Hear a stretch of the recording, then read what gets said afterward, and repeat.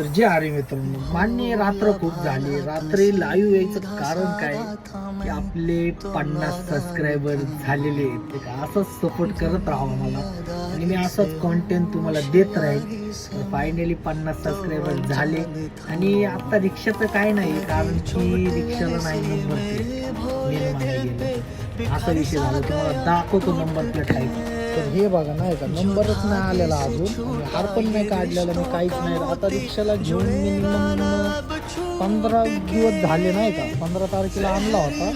15 दिवस झाले, नंबर नाही आलेला, काय नाही. एक तर खूप काम पेंडिंग राहिलेलं आहे, त्यामुळे आता काय करावं काय कळा नाही मला नाही का. नंबर येईल त्यानंतर सगळं चालू होणार.